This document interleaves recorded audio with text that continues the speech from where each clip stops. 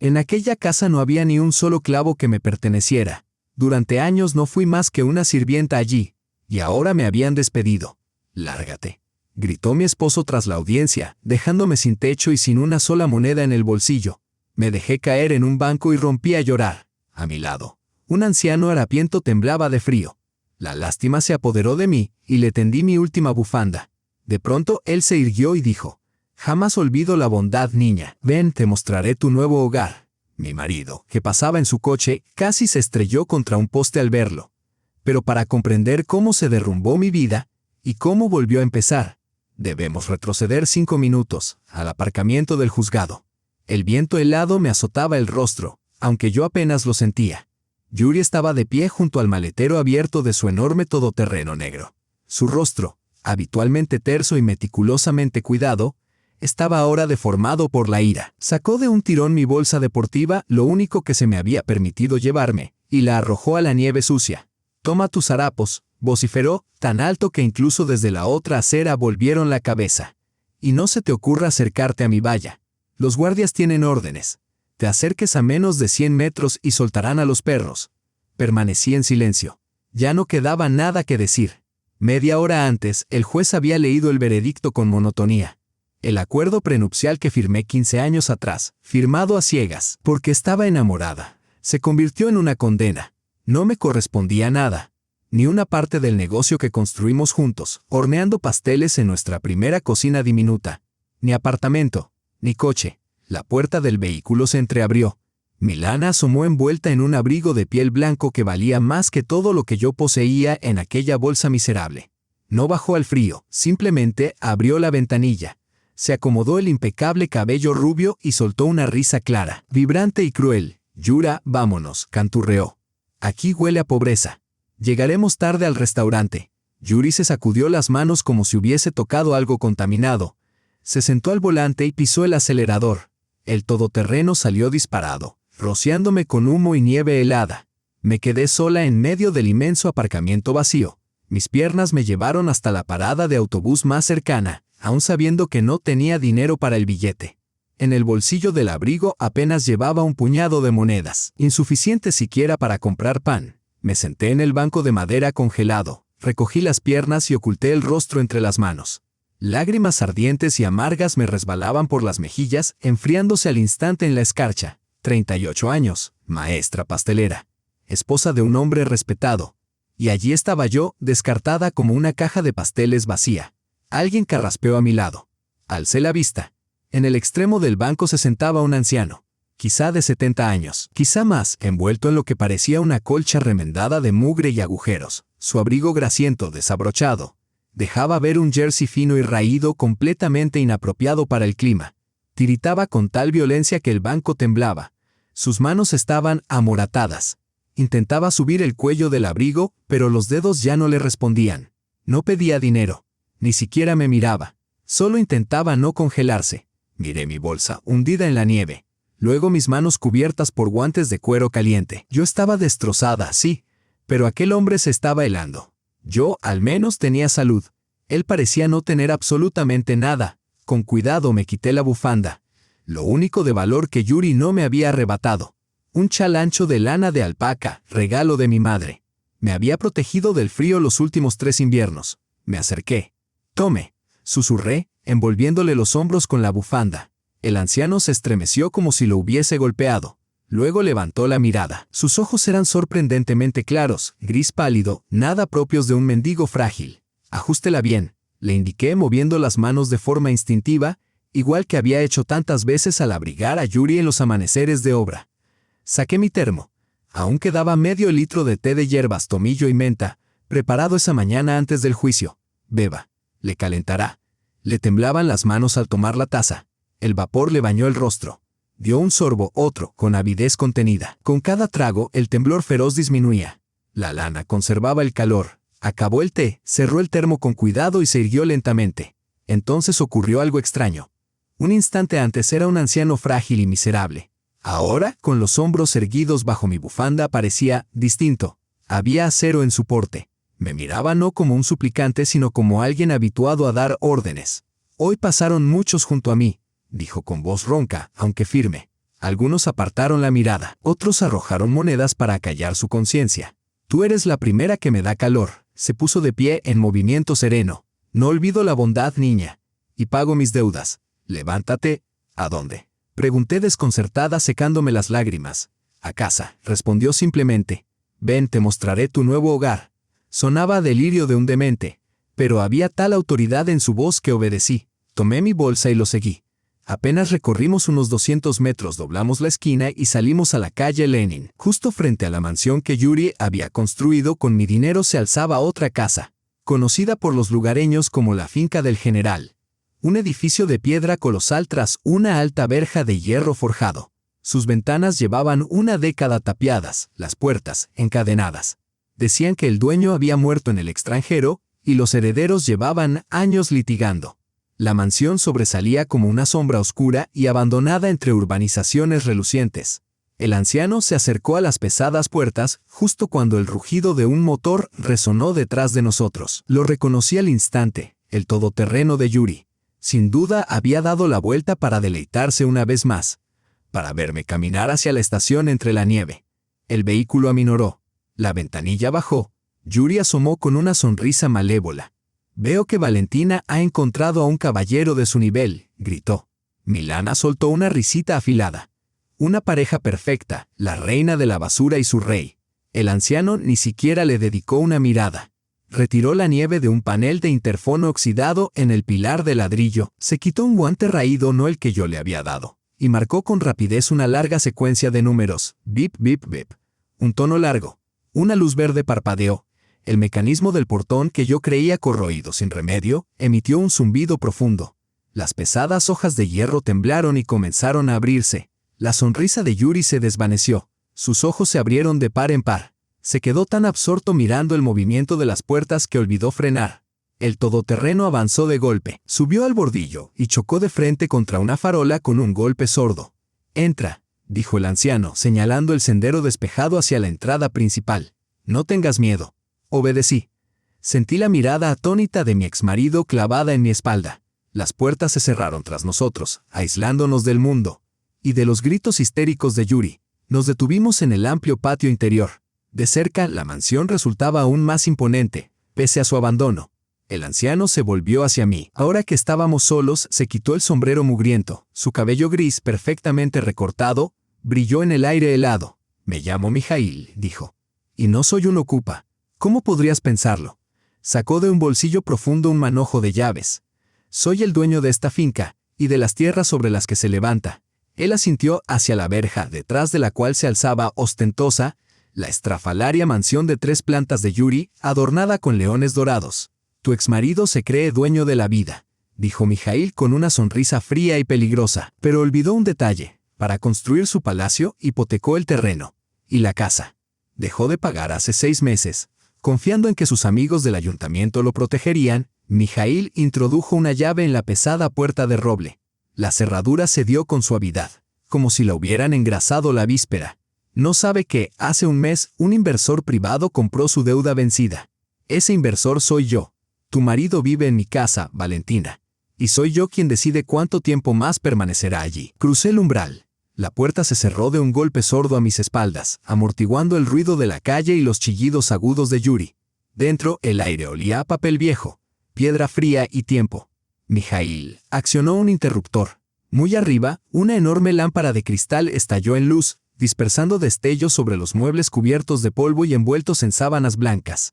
El lugar se parecía a un reino dormido detenido años atrás. Mijail avanzó hacia el centro del vestíbulo. Sus pasos resonaban sobre el mármol. Ya no se encorvaba. Dentro de esas paredes, parecía un gigante. «Hay 30 habitaciones», anunció, abarcándolo todo con un gesto. «Nadie ha puesto un pie aquí en 10 años. Yo he vivido en el ala del jardinero observando cómo tu marido levantaba su imperio sobre mentiras. Pero ha llegado el momento». Me miró con severidad, como un comandante evaluando a un nuevo recluta. «No necesito una sirvienta, Valentina. Las sirvientas se contratan por 4 monedas, roban azúcar y rompen platos. Necesito un administrador, una ama de la casa, alguien que devuelva la vida a esta propiedad». Hizo una pausa y añadió en voz baja. «Y necesito a alguien que me cocine como tú alimentaste a ese anciano en el banco, con calidez, con alma. ¿Aceptas?» Miré mis manos. 1 hora antes creía que mi vida había terminado. Ahora me ofrecían las llaves de un palacio. Acepto, respondí con firmeza. Entonces empecemos, dijo Mijaíl. Tu habitación está en el 2.º piso. Primera puerta a la derecha. Hay agua caliente arriba. Arréglate y yo me ocuparé de los documentos en el despacho. No perdí ni un segundo. Subí las escaleras. La ducha caliente no solo me arrancó el frío del aparcamiento, sino también la humillación que aún se me adhería a la piel. En el armario encontré una toalla limpia y un albornoz sencillo, pero bien confeccionado. Ya vestida, bajé a la cocina. Era la cocina de mis sueños, enormes hornos profesionales, cacerolas de cobre, encimeras de mármol. Todo cubierto de polvo, sí, pero la grandeza era innegable. En el enorme frigorífico industrial descubrí harina, huevos, levadura y mantequilla. Mis manos recuperaron su antiguo ritmo. Amasar siempre me había calmado. Descargué mis golpes sobre la masa con una ferocidad nueva, vertiendo en ella toda la rabia que sentía hacia Yuri, hacia Milana, hacia la injusticia. 2 horas después, un aroma embriagador de pasteles recién horneados, de col, de carne, de brioche dulce, se extendía por la enorme casa. La propiedad revivía. Al otro lado de la calle, sin embargo, en la mansión de los Leones Dorados, reinaba el caos. Lo vi desde la ventana de la cocina.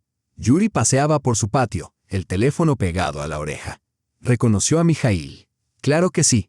15 años antes, Yuri, entonces un contratista joven y temerario, había convencido al anciano dueño de una fábrica de ladrillos para que le cediera sus derechos a cambio de apoyo vitalicio. Luego quebró la fábrica, desvió el dinero y lo echó a la calle, difundiendo el rumor de que había muerto borracho en una zanja. La resurrección de aquel muerto amenazaba a Yuri con algo más que un escándalo. Significaba su ruina total. Agitaba los brazos, señalando nuestros portones. 10 minutos después, luces policiales azules iluminaron la calle. 2 patrullas se detuvieron frente al portón. «Derríbenlo», chilló Yuri, saltando alrededor de los agentes. «Hay delincuentes ahí dentro. Han ocupado una propiedad ajena. Un vagabundo y mi loca exmujer. Son peligrosos». Me limpié las manos en el delantal, me alicé el pelo y miré a Mijaíl. Sentado en un sillón de la esquina, tomaba té y comía la primera tanda de pasteles. «Ve», me dijo con calma, entregándome una carpeta sellada con un escudo. «Tu primera prueba como administradora». Salí al porche. El aire gélido se mezcló con el aroma cálido de mis pasteles. Una multitud ya se había congregado junto al portón. Vecinos, los mismos que me sonreían ayer y evitaban mi mirada hoy, observaban ansiosos desde sus cercas y ventanas. Querían espectáculo. El capitán, un hombre corpulento de rostro congestionado, golpeaba la puerta con la porra. «Policía, abran», bramó. «Salgan inmediatamente con las manos en alto». Yuri a su lado sonreía con triunfo. «Se lo dije, rompan la cerradura, va a destrozarlo todo». Me acerqué al panel de control y pulsé el botón. Las puertas se abrieron lentamente. El capitán levantó la porra, listo para enfrentarse a una escena violenta, pero se quedó paralizado. Me planté ante ellos sin lágrimas, sin harapos, sin arrodillarme. Erguida, la cabeza alta, sosteniendo una bandeja de plata cubierta con un paño de lino. «Buenas noches, capitán», dije con claridad, lo bastante alto para que todos los vecinos escucharan. «¿A qué viene tanto alboroto? Asustarán a la masa. Podría venirse abajo». Yuri se atragantó con su propia respiración. «¿Qué estás haciendo? Arréstenla, ha ocupado la casa». «Capitán», lo interrumpí sin siquiera mirarlo. Le tendí la carpeta al oficial. «Por favor, revise esto. El título de propiedad y un poder general a mi nombre, emitido por el propietario, el señor Medvedev. Soy la administradora oficial de esta finca». El capitán tomó los documentos desconcertado. Los examinó largo rato frunciendo el ceño, iluminando con su linterna los sellos. Luego miró a Yuri y después a mí. «Los documentos están en regla, Yuri Alexeyevich», murmuró. «Propietario Mijaíl Medvedev. Sello notarial de O. No hay ocupación ilegal. Es una falsificación», chilló Yuri, enrojeciendo. «Medvedev murió hace 100 años, ella montó todo esto». «Cuide su lenguaje, Yuri Alexeyevich», tronó el capitán. Avancé un paso y retiré el paño de la bandeja. El aroma de los pasteles de carne y cebolla golpeó de lleno a los agentes que llevaban horas de servicio en el frío. «Caballeros», dije con una sonrisa amable, «hace frío. El propietario los invita a tomar té y a comer algo. Acaban de salir del horno». Luego me volví hacia Yuri, permitiendo al fin que mi mirada se volviera hielo. «La entrada a personas ajenas está prohibida». Los agentes se miraron entre sí. El olor era irresistible. El capitán tragó saliva. «Bueno, si los documentos están en orden, Aún debemos realizar una inspección, claro. Una inspección. Y debemos interrogar a los residentes, gruñó mientras tomaba un pastel. Yuri abría y cerraba la boca como un pez boqueando sobre el hielo. Había sido humillado pública y rotundamente. La policía que él había convocado como perros de ataque ahora comía de mi mano. «Te arrepentirás», me escupió mientras el capitán cruzaba el portón. «Te destruiré. No eres nadie. Estás arruinada». Una calma fría me envolvió. Recordé todo, cómo escondía el teléfono, cómo se encerraba en su despacho, cómo mentía sobre los ingresos de la empresa mientras derrochaba en diamantes para Milana. Me incliné hacia el capitán, que saboreaba su pastel, y hablé lo suficientemente alto como para que todos los presentes escucharan. «Capitán, mi exmarido tiene razón. Hay que estar vigilante. Le preocupa mucho la legalidad. Tal vez le resulte interesante preguntarle por qué está tan nervioso». «¿Y por qué sería eso?», preguntó el capitán entre un bocado de masa. «Pregúntele por la caja fuerte», dije con claridad.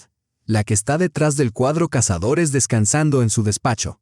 La combinación es la fecha de nacimiento de su amante. Ahí guarda el dinero no declarado de su empresa constructora. Dinero sin pagar impuestos. Alrededor de 50 millones, si no me equivoco». El rostro de Yuri palideció más que la nieve bajo nuestros pies. El capitán dejó de masticar. Lentamente giró hacia Yuri. La amabilidad desapareció de sus ojos.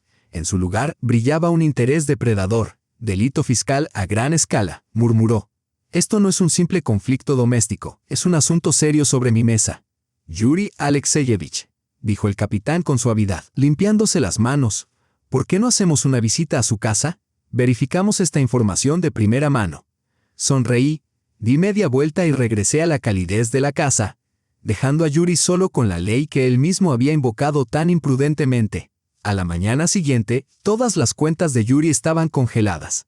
Las autoridades fiscales actuaron con una rapidez desconcertante, como si hubieran esperado este aviso. Observé desde la ventana cómo un mensajero del banco entregaba la notificación directamente en su portón. Yuri arrugó la carta y la arrojó a la nieve. Su rostro estaba púrpura de rabia, pero le esperaba un golpe aún mayor en casa. Milana, sus agudos gritos se oían incluso a través de los doble acristalamientos. «Me prometiste un abrigo de piel. Me prometiste Maldivas esta semana. ¿Por qué mi tarjeta no funciona en el salón?». Pareciera un espantapájaros. Yuri trataba de calmarla, pero sus excusas sobre dificultades temporales se ahogaban en su histeria. Su imagen necesitaba salvación inmediata. Si la ciudad se enteraba de que Yuri Yakovlev estaba en bancarrota, sus competidores lo devorarían. Al mediodía, los rumores recorrían la ciudad. Para sofocarlos, Yuri jugó su carta maestra. Anunció una gran celebración de compromiso, un evento extravagante previsto para la noche del sábado. Las invitaciones se enviaron a la élite, el alcalde, el fiscal principal, empresarios influyentes. Era un farol, un intento desesperado de mostrar que todo estaba bajo control. Mijail, sentado en su sillón junto a la chimenea, escuchaba atentamente mientras yo le relataba la noticia. Apartó el periódico y entrecerró los ojos con malicia. «Así que celebra. Un compromiso con esa muchacha. Excelente. Entonces también organizaremos un evento», dijo. «¿Nosotros?», repetí sorprendida. «Pero la renovación no ha terminado. Los muebles siguen cubiertos. Quita las fundas, Valentina», dijo secamente. «Este sábado celebramos un baile benéfico de invierno. Entrada mediante donación al orfanato. Y lo más importante, tú cocinarás. Que la ciudad recuerde de quién era la mejor mesa». Acepté el desafío. Una chispa largamente dormida se encendió dentro de mí. Tomé el teléfono y empecé a llamar a mis antiguos proveedores, con los que había trabajado durante 10 años antes de que Yuri decidiera que debía quedarme en casa. «Valentina Sergeyevna», gritó Ashot, dueño del mejor puesto de carnicería del mercado. «Por ti arrancaría una estrella del cielo. Tú, Yuri, me debe 3 meses, pero a ti te confío todo. Traeré la ternera más fresca solo con tu palabra». Todos respondieron igual. El tío Vania, el lechero Sergei, el proveedor de pescado. Incluso el dueño de la boutique de vinos. Me recordaban. Recordaban quién realmente manejaba todo mientras Yuri pavoneaba en los banquetes. Durante 3 días no salí de la cocina. Dormía a lo sumo 4 horas. Los enormes hornos rugían. Horneé, rellené salmones, aesé con acento agudo lentamente gansos con manzanas. Batí la crema más sedosa para los eclairs. La casa se llenó de aromas embriagadores, vainilla, canela, carne asada, pan recién hecho. El perfume era denso, atravesaba paredes y llegaba directo a la mansión de Yuri, Llegó el sábado claro y helado. Una fila de autos lujosos esperaba en el portón de Yuri. Mujeres con vestidos de gala, tiritando por el frío, entraban apresuradas. Yuri las recibía en el porche, con una sonrisa brillante pero hueca. Milana se aferraba a su brazo, luciendo un anillo enorme, sin duda comprado a crédito o empeñado. Nuestra casa, en contraste, estaba en calma. A Mijail no le gustaba la ostentación. Simplemente abrimos los portones y encendimos las luces desde dentro. La propiedad brillaba como un adorno navideño. Pasó una hora. Estaba en la ventana del salón observando la casa de enfrente. Algo no iba bien. Los invitados deambulaban por el vestíbulo, pero nadie entraba al comedor. Vi a Yuri gesticular descontroladamente mientras discutía con alguien vestido de chef. De pronto, la puerta trasera de su mansión se abrió. Varias personas con gorros blancos salieron cargando bandejas vacías y cajas, subiéndolas a una furgoneta. El catering se va, observó Mijail acercándose a la ventana. Parece que la tarjeta de Yuri tampoco funcionó allí. Nunca pagó el adelanto y nadie es tan tonto como para trabajar a crédito. Se estaba gestando un desastre al otro lado de la calle. Los invitados, acostumbrados al lujo, permanecían con copas de champán barato, pero no había comida. El hambre es una fuerza formidable, especialmente para quienes están habituados a lo mejor. Entonces el viento cambió. Abrí el conducto de la cocina. Una potente ola de aroma, mis pasteles recién salidos del horno, humeantes, rellenos de champiñones y pollo, se deslizó hacia la calle. Observé cómo los invitados de Yuri empezaban a olfatear el aire. Uno a uno salieron al porche a tomar aire fresco. ¿Qué es ese olor? Llegó la voz hacia mí. Dios mío, eso es auténtica culeviaca y nosotros solo tenemos galletas. El primero en ceder fue el alcalde. Glotón notorio, bajó los escalones de Yuri, cruzó la calle y se acercó a nuestro portón abierto. «Mijail Ignatievich», exclamó al ver al anfitrión en el umbral. «Dicen que ha regresado y el aroma es imposible de resistir. Por favor, Piotr Ivanovich», respondió Mijail con un gesto generoso invitándolo a entrar. «Estamos celebrando una velada benéfica, y la cena acaba de servirse». Esa fue la primera grieta en el dique. Al ver al alcalde entrar en nuestra casa, el resto de los invitados, olvidando el decoro y a Yuri, lo siguieron. En 20 minutos, la mansión de Yuri quedó vacía, salvo por él, la furiosa Milana y un montón de cristalería sucia. Nuestra casa, en cambio, rebosaba de celebración. La gente comía como si hubiera pasado una semana hambrienta. Elogiaban el ganso, suspiraban de placer ante mis pasteles. Volví a mi elemento, no solo sirviendo té, sino presidiendo como anfitriona de la velada. Se acercaban a mí, me daban la mano, ofrecían palabras cálidas. Era como si despertaran del hechizo de Yuri. Entre los invitados estaba el arquitecto jefe de la ciudad, el anciano y refinado Benjamin Elevovich. Saboreaba el último bocado de tarta de cereza cuando me acerqué a rellenarle el té. Se encontraba junto a la ventana panorámica, contemplando la verja de Yuri. Más allá, iluminado por focos, se alzaba el nuevo garaje para 3 autos que Yuri había construido el mes pasado. Estaba extremadamente orgulloso del diseño de alta tecnología. Pero Benjamin Elevovich fruncía el ceño. Valentina preguntó en voz baja, sin apartar la mirada de la estructura. «Dígame, ¿Mijail Ignatievich todavía conserva los documentos de la propiedad? ¿Los antiguos planos soviéticos?» «Por supuesto», respondí. «Todo el archivo está en su despacho». «¿Por qué?» El arquitecto negó con la cabeza, y en sus ojos vi ira, no una molestia burocrática, sino indignación genuina humana de alguien que amaba la historia. «Lo sabía», murmuró. Cuando Yuri presentó el proyecto, afirmó que el terreno era un solar vacío. «Pero recuerdo. Mi abuelo trabajó en esta finca». Se volvió hacia mí y con voz lo suficientemente alta para silenciar la sala, declaró. «Valentina, Mijail Ignatievich, ¿saben sobre qué está construido el vulgar garaje de su vecino?» Todas las miradas se volvieron hacia él. «Debajo de ese concreto», dijo con la voz temblando de indignación, «se encuentran las ruinas de un jardín de invierno de un comerciante. Una joya arquitectónica del siglo X es un sitio protegido. Construir allí estaba absolutamente prohibido». El silencio se adueñó de la sala. Destruir un monumento histórico en una ciudad orgullosa de su patrimonio no era solo una infracción, era sacrilegio.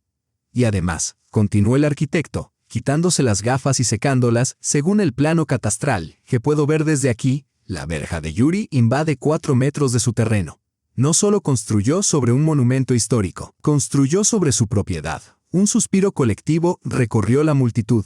Aquellos que apenas una hora antes habían brindado por el compromiso de Yuri, ahora miraban su casa con desdén. «Esto ya no es una infracción administrativa», dijo el alcalde con firmeza, dejando el plato sobre la mesa. «Esto es un delito penal. Y el garaje debe ser demolido. De inmediato. A cargo del propietario». Miré hacia afuera.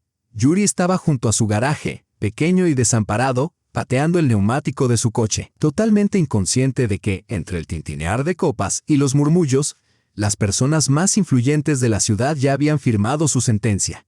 La notificación oficial llegó a la mañana siguiente, antes del amanecer.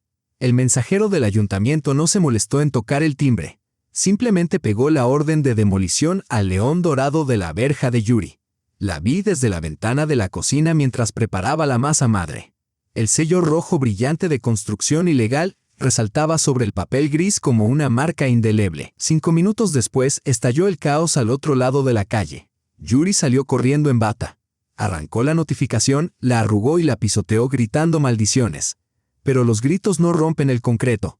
Necesitaba un milagro, o una traición. Y eligió la traición. Media hora después, la verja crujió y apareció Rosa Stanislavovna, mi ex-suegra.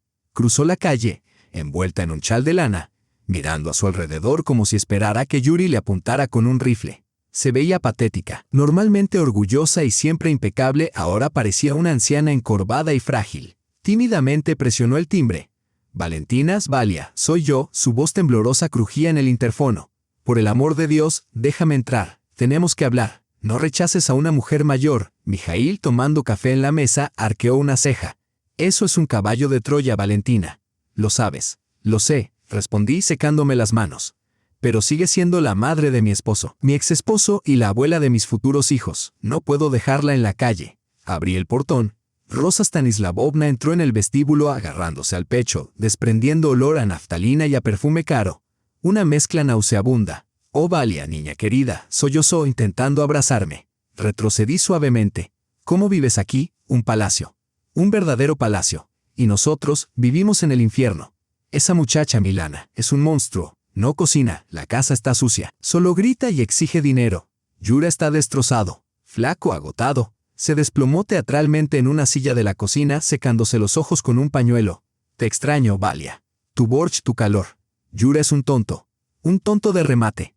Lo lamenta todo. Ayer me dijo, madre, ¿qué mujer he perdido? Al escucharla sentí un atisbo de compasión. Habíamos vivido bajo el mismo techo durante 15 años. Sabía que amaba los chismes y el dinero, pero no había creído que fuera capaz de malicia directa. Tal vez realmente estaba sufriendo. Pondré la tetera, Rosa Stanislavovna, dije con suavidad. Tengo pasteles recién horneados. Sí, sí. Un poco de té, asintió con rapidez con la mirada recorriendo la cocina y el corredor. ¿Y dónde está el dueño de la casa? En el jardín revisando los invernaderos, mentí.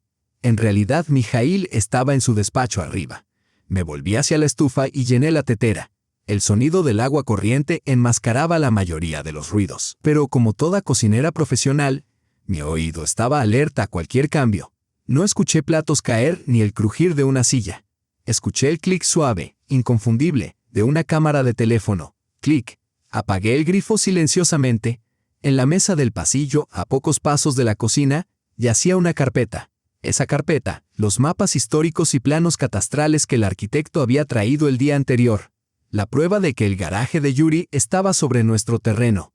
Me deslicé silenciosa hasta la puerta y miré hacia afuera. Toda compasión desapareció. Rosa Stanislavovna estaba sobre la carpeta, hojeando con una mano las frágiles páginas mientras fotografiaba cada hoja con la otra.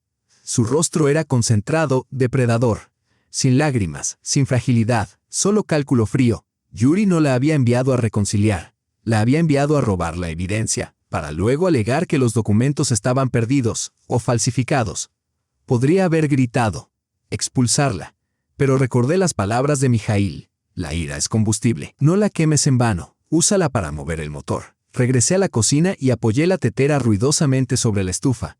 Rosa dio un salto, metió el teléfono en el bolsillo del suéter y volvió a su silla. Cuando entré con la bandeja se sentó con las manos juntas, adoptando la expresión de una santa sufriente. «Aquí tiene el té», dije con calma, colocando las tazas sobre la mesa. «Sírvase». «Gracias, querida», murmuró, alcanzando un pastel. Qué amable eres, a diferencia de otras personas. Rosa Stanislavovna, interrumpí, sentándome frente a ella. ¿Cómo está su pensión? Recibe un subsidio incrementado como viuda de un veterano laboral, ¿verdad? ¿Le alcanza? Se atragantó con una amiga. ¿Mi pensión? Bueno, sí, claro. Yura ayuda cuando puede, aunque últimamente le cuesta. Abrí una carpeta negra y delgada del cajón de la cocina. Mijail había compilado este expediente en 2 días. Sus abogados y contadores eran expertos en descubrir lo que otros ocultaban. Yura ayuda, repetí abriendo la carpeta. Curioso. Estos documentos sugieren lo contrario. Desdoblé un estado de cuenta bancaria. Mire aquí. Esta es su cuenta de pensión, Rosa Stanislavovna. Solo usted y Yuri tenían acceso. Le otorgó poder notarial hace 3 años, ¿recuerda? Para ayudar con los servicios. Ella miró los números con los ojos cada vez más abiertos. ¿Ve estas transacciones? Pasé el dedo por las columnas. El día 15 de cada mes, justo cuando se deposita su pensión. El dinero se transfiere a otra cuenta. El saldo queda en 0. Debe de ser un error, susurró, lívida. Yura me dijo que lo estaba moviendo a una cuenta de ahorros. Para comprarme una casita junto al mar. Esa cuenta no existe, respondí con frialdad. Y tampoco existirá la casa. Mire la página 2. Pasé la hoja. Esta es una factura de Elite Auto, pagos correspondientes a un descapotable deportivo rojo, modelo, marca y titular registrado, Milana Martinova. La cocina quedó sumida en un silencio cortante. Rosa arrancó el papel de mis manos. Le temblaron tanto los dedos que la hoja se estremecía. A medida que leía parecía envejecer un decenio con cada línea. Él se quedó con mi dinero, murmuró. Mi dinero para medicinas, para mi vejez. Su voz se quebró hasta convertirse en un alarido. 3 años pagando el coche de esa zorra, escupió.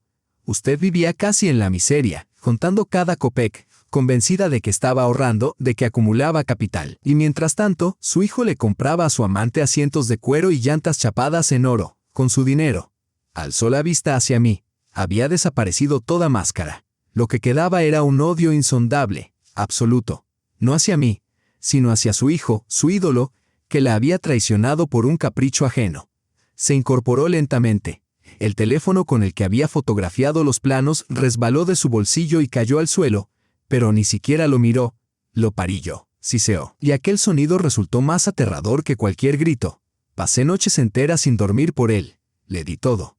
Y él me arrojó al vertedero. Hurgó en su enorme bolso. Me tensé sin saber qué sacaría. Pero solo extrajo un frasquito de validol. Luego, un llavero sencillo con varias llaves. Él me envió a robarle los documentos, dijo con una voz hueca, dejando caer las llaves sobre la mesa. Suplicó, mamá, sálvame o lo perderemos todo.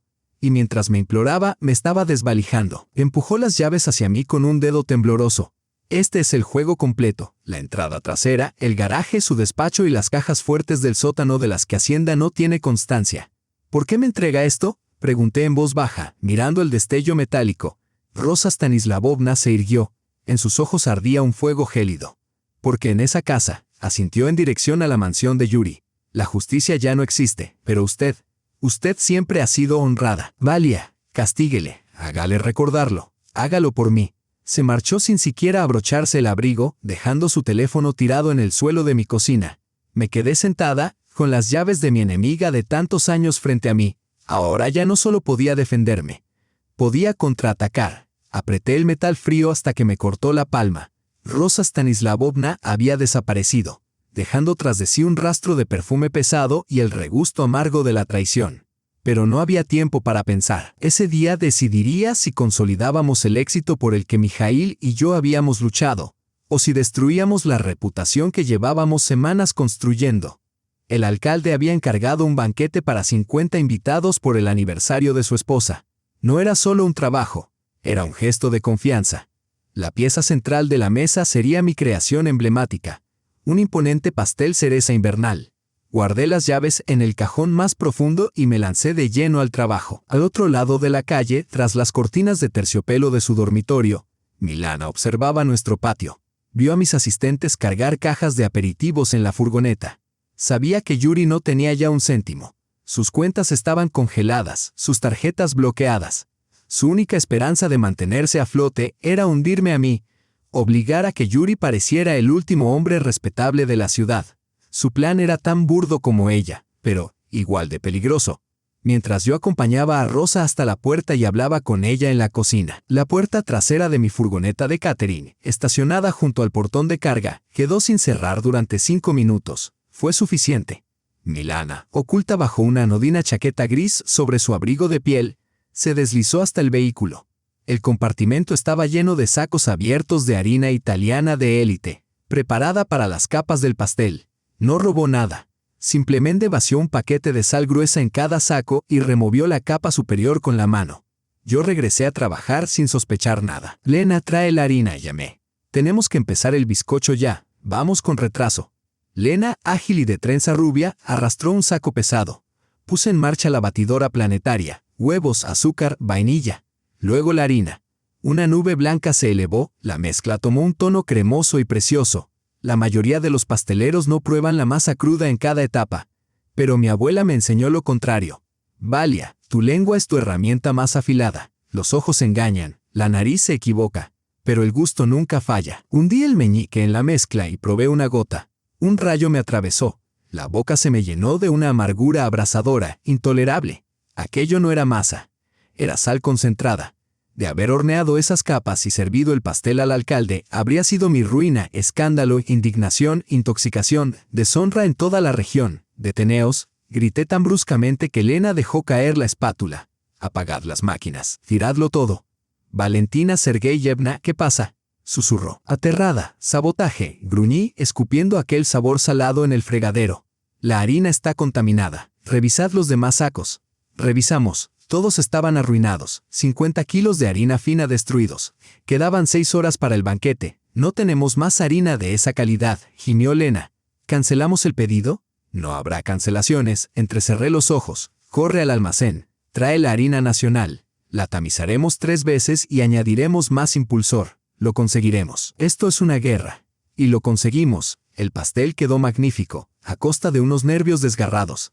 Cuando la furgoneta partió finalmente con el pedido, me limpié el sudor de la frente y miré por la ventana. Yuri y Milana salían de la casa. Subían al coche. Yuri parecía destrozado. Gritaba, gesticulaba sin control. Milana tenía el rostro de piedra. Probablemente iban al banco o al abogado intentando descongelar las cuentas. Comprendí que no habría mejor momento. No me molesté en cambiarme. Tomé las llaves que Rosa me había entregado. Mijail Ignatievich, estaré fuera media hora. Anuncié al pasar por su despacho. Ve con cuidado, respondió. Ni siquiera preguntó a dónde. Lo sabía. Crucé la calle.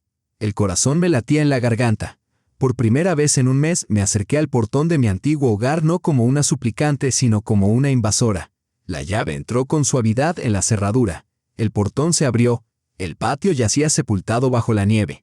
Yuri había despedido al jardinero y jamás en su vida había empuñado una pala. Llegué a la entrada trasera. Un giro más de la llave.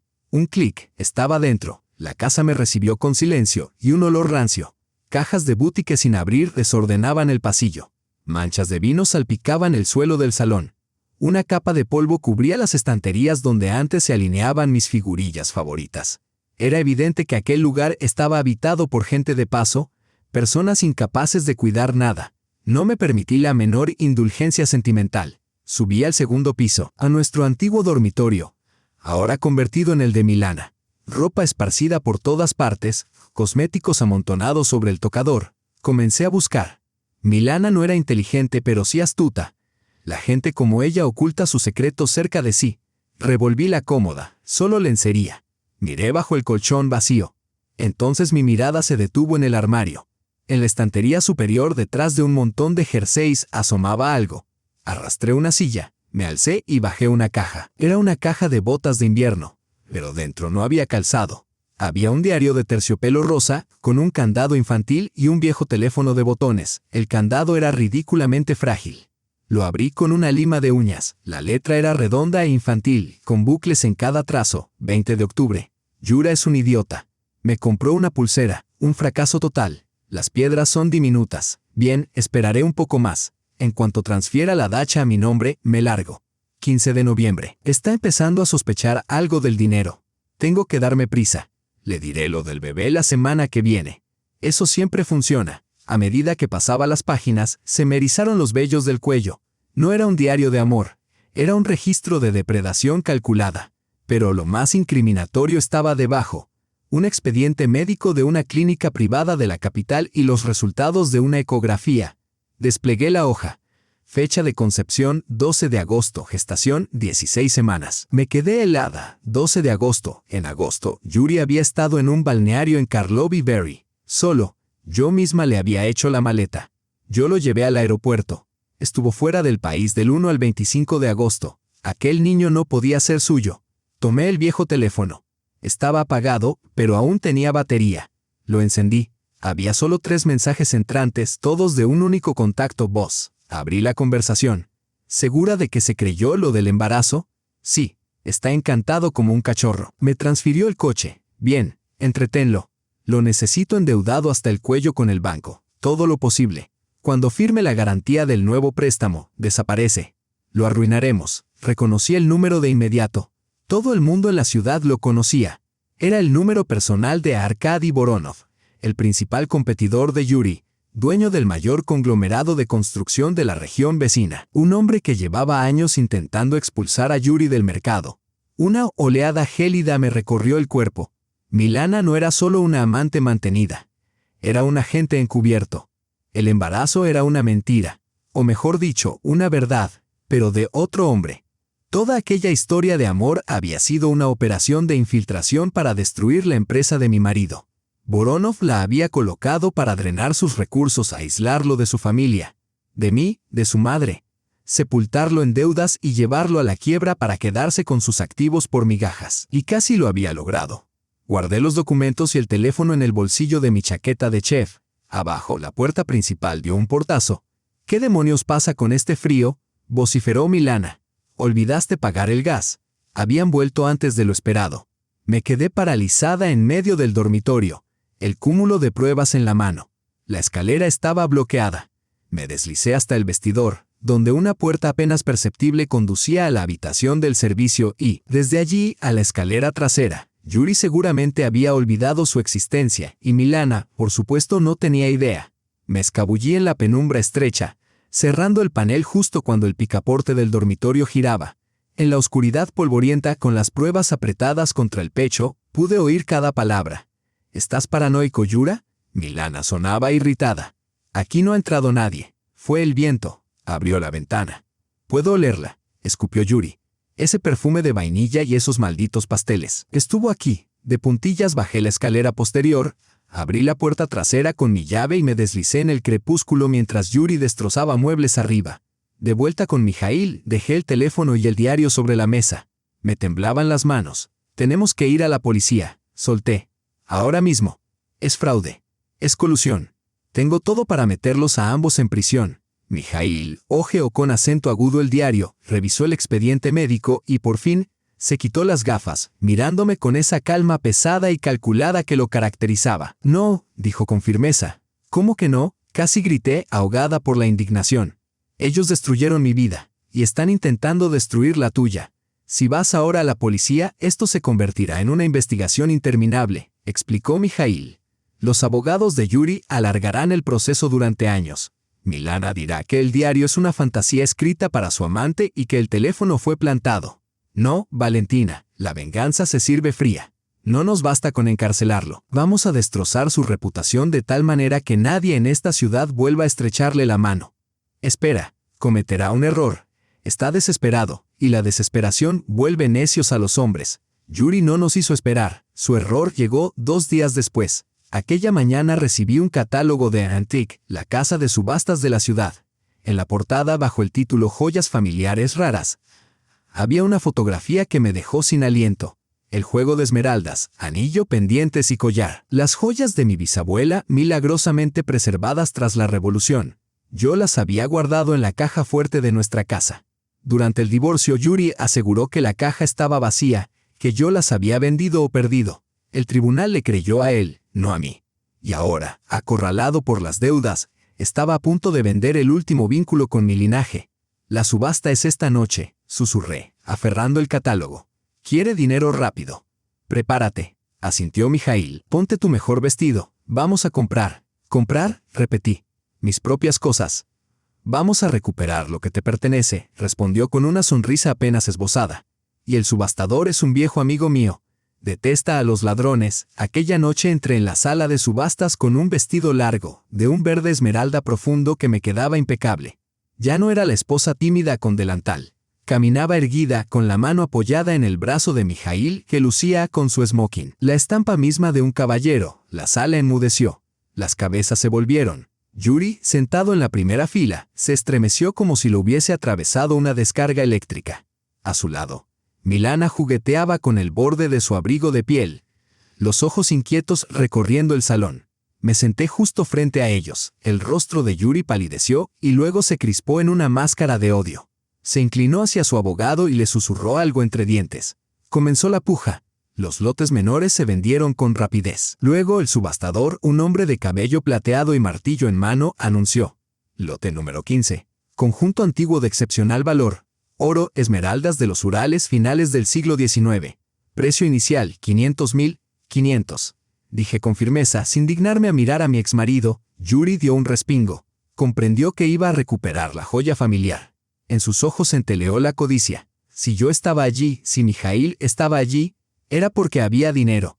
Quería exprimirnos hasta la última gota. Hizo una seña disimulada a un hombre desaliñado con gorra, sentado al fondo, su testaferro. 600, gritó el hombre. 700, repliqué con calma. 800, el público murmuró, el precio ya estaba inflado. Pero Yuri irradiaba satisfacción. Creía tenerme atrapada jugando con mi apego al legado de mi abuela. 1.000.000, vociferó el testaferro, siguiendo la orden de Yuri. El silencio cayó sobre la sala. Todas las miradas se clavaron en mí. Yuri se recostó, brazos cruzados, la expresión triunfal. Paga, querida. Págame por lo que te robé. Me puse de pie lentamente. No aumentaré mi oferta, declaré, con voz clara y firme. La sonrisa se desvaneció del rostro de Yuri. Si yo no compraba el lote, iría al testaferro, que no podía pagar. Sería un desastre. Yuri tendría que cubrir una multa enorme con la casa de subastas. Pero, proseguí avanzando hacia el estrado. Si tengo una pregunta para el subastador. En el catálogo se indica que este conjunto pertenece al señor Yakovlev, heredado de su familia. ¿Es correcto? Completamente correcto, respondió el subastador ajustándose las gafas. Entonces, ¿por qué? Dije girándome hacia el público. Lleva en el interior del anillo un grabado que reza: para mi amada nieta Valenka, de la abuela Vera. 1998. El silencio se volvió aún más profundo. Se oía incluso el zumbido del foco. Yuri saltó de su asiento.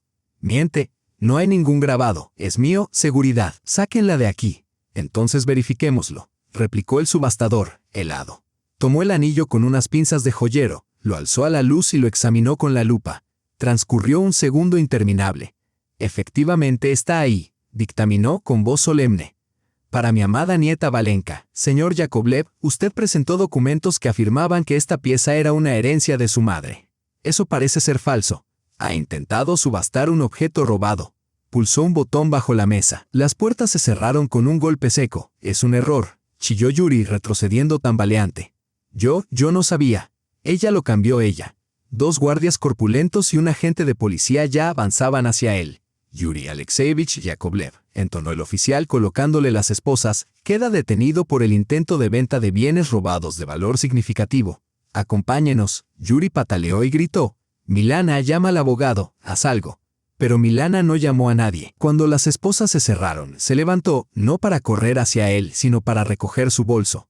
Ajustó su abrigo de piel y se dirigió hacia la salida, donde la esperaba un hombre alto en el pasillo, Arkady Voronov, su amante secreto, rival de Yuri, padre del hijo que llevaba en el vientre. Milana se acercó a él. Voronov sonrió, le ofreció el brazo, y ella lo tomó con una radiante sonrisa que jamás le había dedicado a Yuri. ¿No olvidas nada, cariño?, preguntó Voronov, mirando directamente al hombre esposado. No, Arkasha, respondió Milana con alegre despreocupación. Aquí no queda nada más que basura. Se marcharon entre destellos de cámaras, mientras Yuri lo seguía con la mirada. Dejó de forcejear. Simplemente, se desplomó inerme en manos de los agentes, observando cómo la mujer que llevaba a su hijo se alejaba con su peor enemigo, comprendiendo por fin que su vida se había reducido a cenizas. Yuri regresó de la comisaría al amanecer. Lo habían liberado con prohibición de salir de la ciudad mientras su abogado, al que había prometido un pago triple, intentaba arreglar la situación. Entró en la casa como un vendaval, dispuesto a descargar su furia sobre Milana, a sacudirla por los hombros y exigir explicaciones. La casa lo recibió con silencio. Un silencio hueco muerto. Milana, aulló. Sal de ahí, perra. Nada. Subió corriendo, tropezando en los escalones. La puerta del dormitorio estaba abierta. Los armarios vacíos. Las perchas tiradas por el suelo como esqueletos de aves extrañas. Todo había desaparecido. Los abrigos de piel, los vestidos, los zapatos. Hasta las caras cortinas italianas habían sido arrancadas. Ella había desvalijado la casa. La caja fuerte, colgando de una bisagra, estaba vacía. Sin dinero, sin documentos del coche, sin joyas. Se había llevado todo lo portátil y valioso. Yuri cayó de rodillas en medio de aquella habitación devastada. Comprendió, por fin, que estaba solo, completamente solo, sin dinero, sin reputación, sin esposa, sin amante. Y en el centro de esa ruina se alzaba una sola figura: Valentina. Ella lo había orquestado todo. Había vuelto a la ciudad en su contra. Había robado su suerte. El odio, negro, febril, le inundó la mente, desplazando cualquier rastro de miedo. Bajó al garaje. En un rincón reposaba un bidón rojo para el cortacésped. ¿Quieres guerra, Valia?, siseó, desenroscando el tapón e inhalando el olor áspero del combustible. La tendrás. Voy a reducir tu nido de ratas a cenizas. Con tu viejo dentro. Bebió un largo trago de vodka directamente de la botella que estaba sobre el banco de trabajo, tomó el bidón y salió tambaleándose. El aire helado le golpeó la cara, pero no sintió nada. La rabia y el alcohol ardían más fuerte. Cruzó la calle, empapándose las botas de gasolina.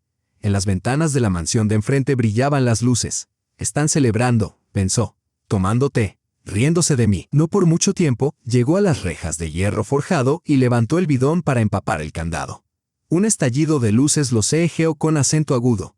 Con un suave siseo de neumáticos, un enorme todoterreno negro se deslizó hasta detenerse, cortándole la huida. Las puertas se abrieron de golpe. 2 hombres descendieron. No eran policías. Llevaban chaquetas de cuero y cadenas de oro tan gruesas como un dedo. Yuri se quedó inmóvil. El bidón se le resbaló de las manos temblorosas.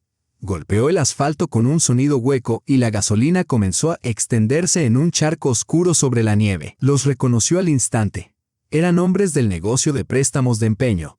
Una operación semicriminal de la que había tomado una enorme suma en efectivo 6 meses antes, solo para impresionar a sus inversores. Le había jurado a Valentina que los había pagado con el dinero que robó de su herencia. Pero había mentido. Lo había despilfarrado en diamantes para Milana.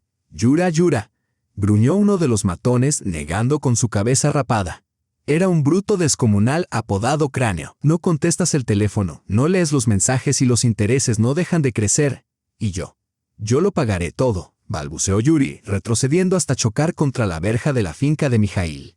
No tienes ningún trato pendiente, dijo el segundo con calma, golpeando una pelota de béisbol contra su palma. Ya nos enteramos de las noticias. Estás en bancarrota, Yura. Te pillaron intentando vender las joyas de tu abuela. Eres hombre muerto. Y los muertos no pagan deudas, así que cobraremos en especie. Los riñones tienen buen precio últimamente. Avanzaron hacia él. Yuri gimió y se deslizó por la verja hasta caer sentado en la nieve. Comprendió que todo había terminado. La policía no lo salvaría, no llegaría a tiempo. La puerta del jardín crujió detrás de él. Deténganse, ordenó una voz femenina, serena. Los hombres se inmovilizaron. Yuri levantó la cabeza temblorosa. Valentina salió por la puerta del jardín. Llevaba un abrigo cálido sobre el vestido. No parecía asustada. Parecía dueña de la situación. Valia, vete, aulló Yuri. Te van a matar. Valentina cruzó el charco de gasolina y se colocó entre su exmarido y los matones. Buenas noches, muchachos, dijo. Cráneo, si no me equivoco. El gigante resopló sorprendido. ¿Y tú quién se supone que eres, señora? Vete a hornear tartas mientras puedas. Soy la única que tiene dinero, respondió con calma, a diferencia de este despojo que yace en la nieve. Sacó el teléfono del bolsillo y les mostró la pantalla. Sé exactamente cuánto les debe. 3 millones de rublos más intereses atrasados, 5 millones en total. Pero ustedes saben perfectamente que no recuperarán nada de él. No tiene ni un copec. Sus cuentas están congeladas, la casa hipotecada, el coche en leasing. Pueden pegarle o matarlo, pero eso no les dará dinero, solo años de cárcel. Los hombres intercambiaron miradas. Ella hablaba su idioma, el del beneficio. ¿Y qué propones?, preguntó Cráneo entornando los ojos. Compro su deuda, dijo Valentina con firmeza. Ahora mismo, transferencia directa a su cuenta offshore, pero con descuento. Ofrezco 2 millones. En efectivo, en este instante. o se marchan con las manos vacías y con un futuro cargo de homicidio por matar a un insolvente. Era audaz, pero también su única oportunidad de recuperar algo.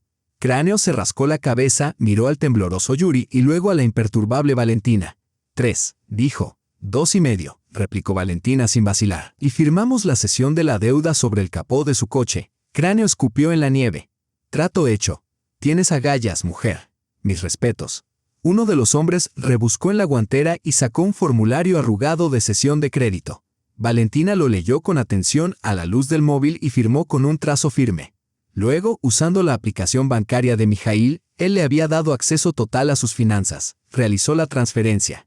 El dinero está enviado, dijo, mostrando el comprobante. Cráneo revisó su teléfono. Recibido. Nos vemos, Yurok. Suerte que tienes una exmujer como ella. Los matones subieron al todoterreno y se alejaron dejándonos en la quietud de la noche. El aire olía a gasolina y alcohol rancio. Yuri seguía sentado en el ventisquero mirando a Valentina como si fuese una aparición. Temblaba. ¿Tú me salvaste?, susurró con la esperanza resurgiendo en su voz. ¿Valia, todavía me quieres? Lo sabía. Podemos empezar de nuevo. Dejaré a Milana yo. Valentina lo miró sin amor ni odio. Lo miró como se mira una mancha en un mantel. Agitó el documento recién firmado ante su cara. No entendiste nada, Yura, dijo con voz acerada. No te salvé, te compré, se inclinó. Él se encogió contra la nieve. ¿Recuerdas este contrato?, preguntó. La letra pequeña describe la garantía. Todos los bienes del deudor, incluida la propiedad inmobiliaria. Los ojos de Yuri se abrieron desmesuradamente. Ya no les debes a ellos, añadió ella. Me debes a mí 5 millones de rublos. ¿Los tienes? Él negó con la cabeza. Entonces entra en vigor la cláusula de garantía. Valentina señaló la mansión con leones dorados al otro lado de la calle. Desde este momento, esa casa es mía.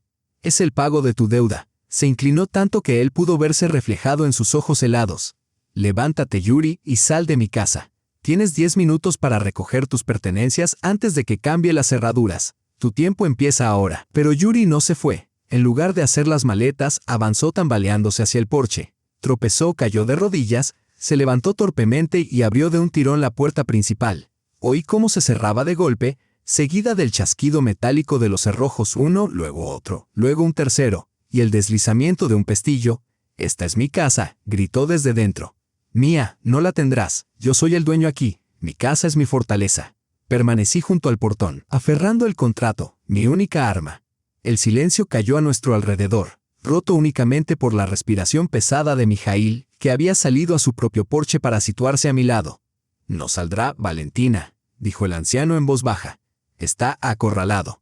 Y una rata acorralada es más peligrosa que un tigre». Entonces, en el segundo piso, una ventana se abrió de golpe, la misma desde la cual Milana solía reírse de mí. Yuri apareció en el marco. Iluminado por la farola, algo brilló entre sus manos, una escopeta, un rifle de caza con el que adoraba posar en las fotografías, aunque jamás había cazado en su vida. «Fuera», rugió apuntándonos con los cañones.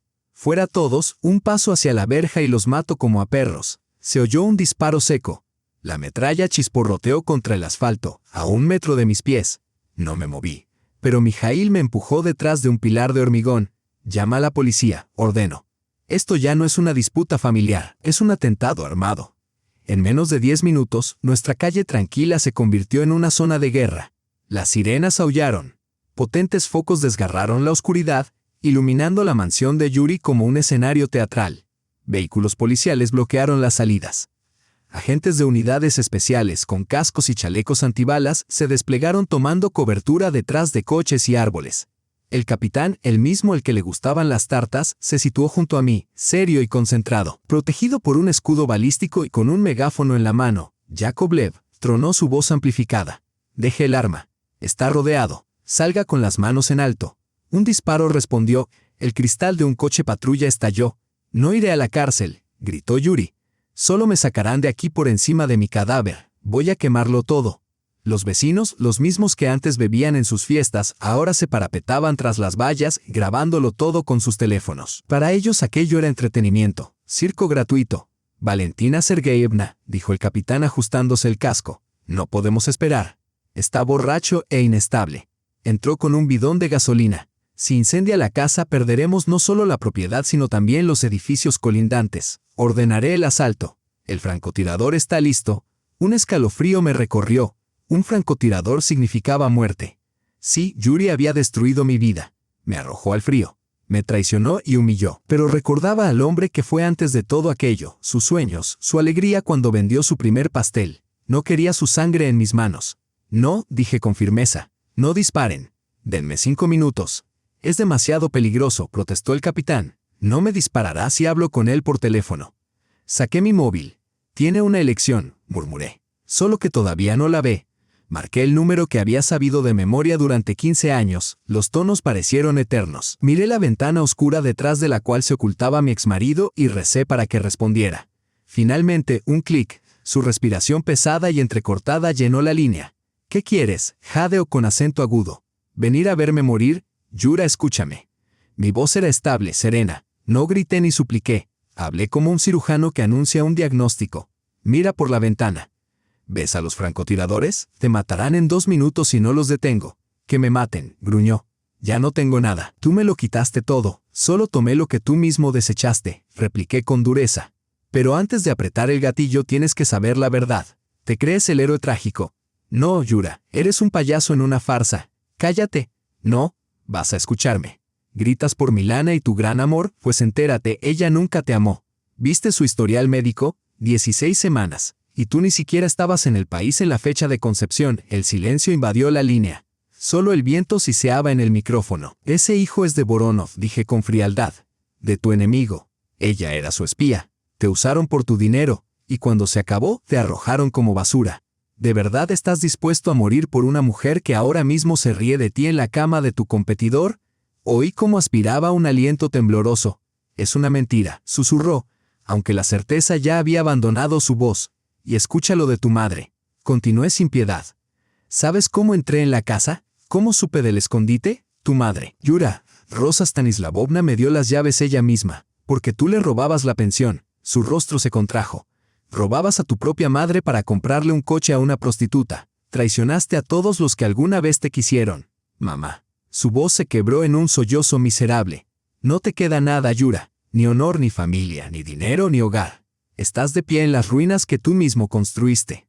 Pero aún tienes una oportunidad de seguir con vida. Sal, no por mí, sino para negarle a Voronov el gusto de ver tu cadáver en las noticias de la noche. Guardé silencio. Los segundos cayeron como plomo fundido. Vi al capitán levantar la mano para dar la señal al francotirador. Yura, deja el rifle, susurré.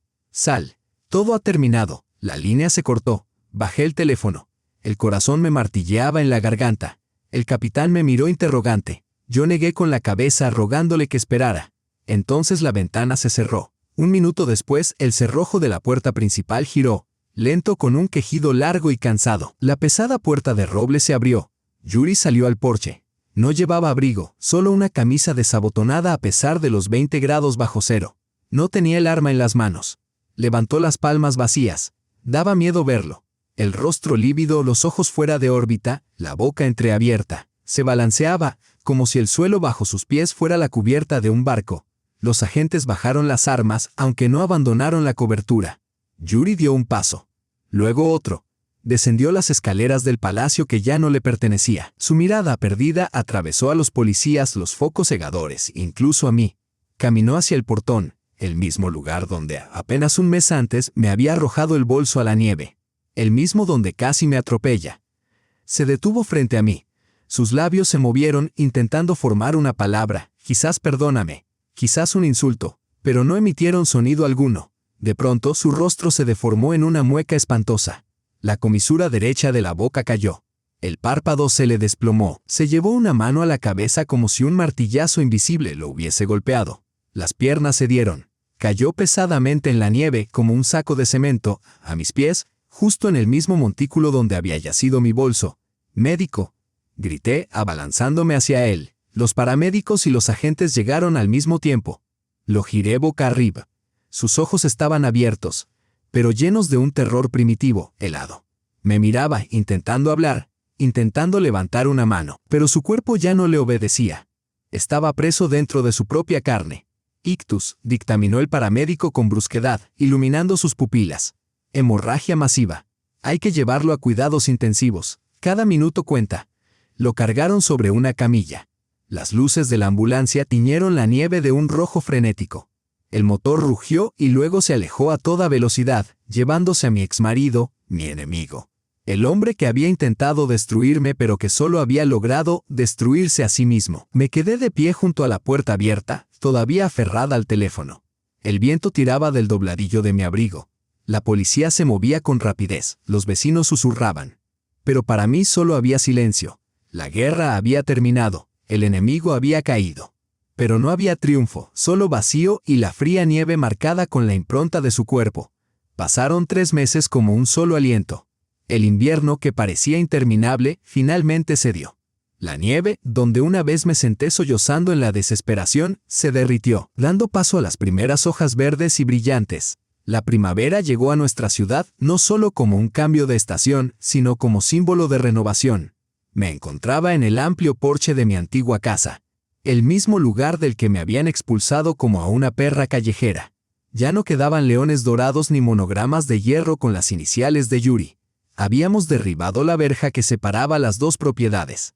La antigua mansión de Mikhail y mi palacio eran ahora una sola propiedad vasta, con puertas abiertas a todos. Hoy era la gran inauguración. Todo el pueblo se había reunido en el jardín.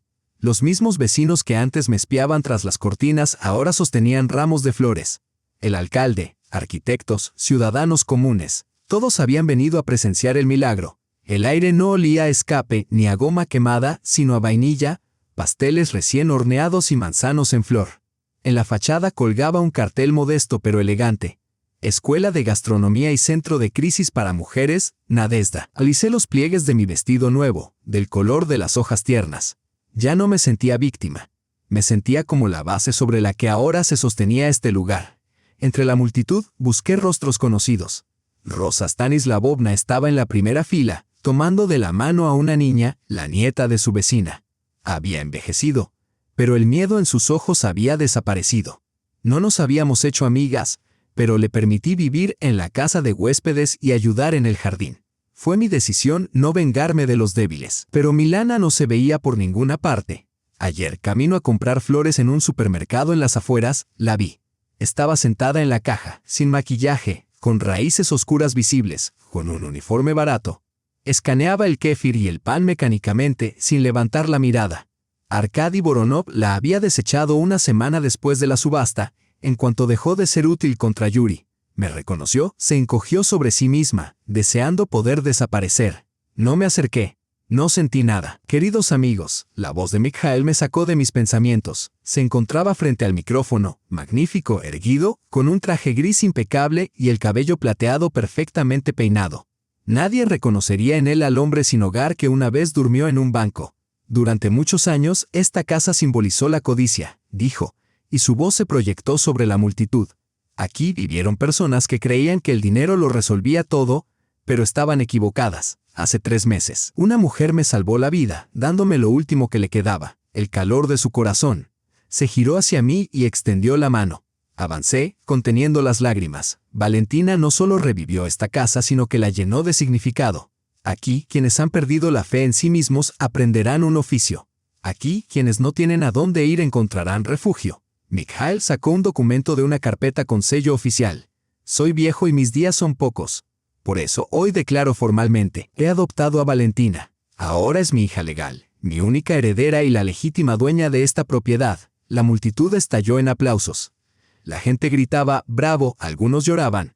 Mikhail me abrazó con firmeza como un padre y susurró, te mereces cada ladrillo de esta casa, hija.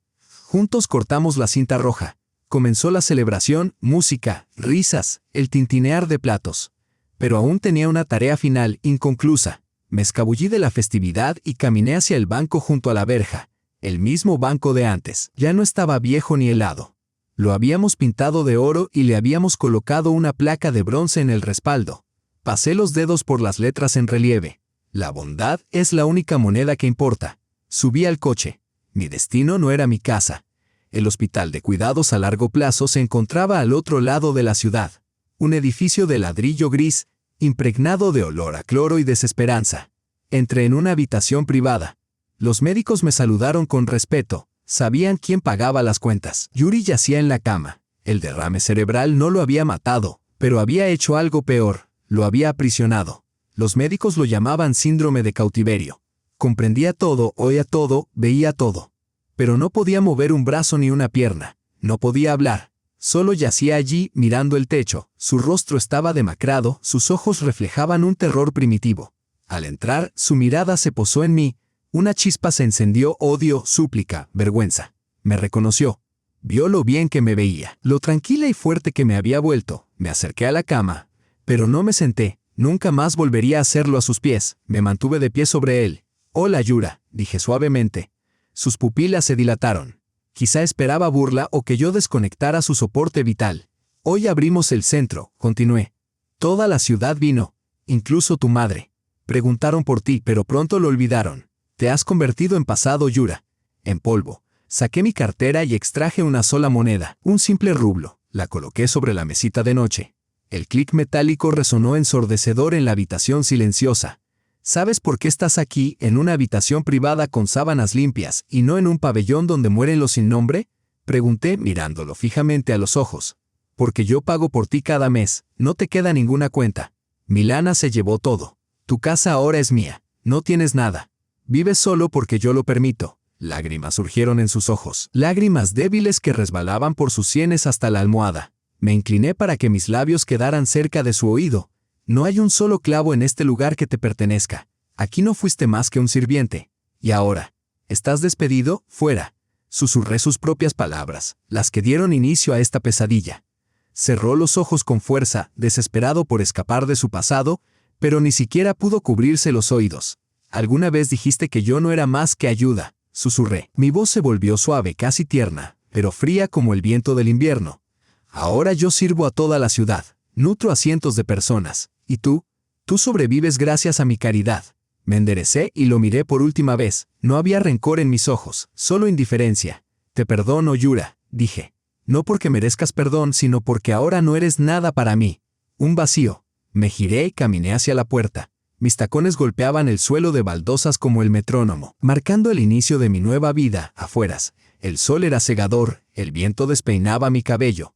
Respiré el aire dulce de la primavera con todo mi pecho. ¿Era libre? Por primera vez en muchos años era verdaderamente feliz. Y así, queridos oyentes, esta historia dramática y difícil llega a su fin. ¿Qué final? Confieso que incluso a mí se me erizó la piel al leer estas últimas líneas. ¿Qué opinan? ¿Hizo bien Valentina en actuar como lo hizo? Por un lado, mostró misericordia. No dejó que su exesposo se pudriera en un hospital público. Pagó por su cuidado adecuado. Eso es un acto de una persona fuerte. Por otro lado, ese único rublo sobre la mesita y esas palabras gélidas, «no eres nada para mí», fueron demasiado crueles. ¿O acaso Yuri recibió exactamente lo que merecía por su arrogancia? Por arrojar a su propia esposa al frío. Por robar a su madre. Escriban en los comentarios lo que piensan. ¿Condenan a Valentina o la apoyan? ¿Qué habrían hecho ustedes en su lugar? Y díganme, ¿quieren saber qué pasó después? ¿Cómo se desarrolló la vida de Valentina y Mikhail en su nuevo hogar? ¿Encontró Valentina un nuevo amor? ¿Y aprendió Milana la lección en esa caja registradora? Si quieren escuchar la continuación de esta historia, háganmelo saber. Si este relato tocó su corazón, apoyen mi trabajo. Denle un me gusta. Hagan clic en el pulgar arriba y suscríbanse al canal. Así sabremos que están con nosotros y podremos seguir compartiendo nuevas historias de la vida. Al final de este video, aparecerá una ventana en el centro de la pantalla. Por favor, hagan clic en ella, los llevará a algunas de nuestras historias más interesantes.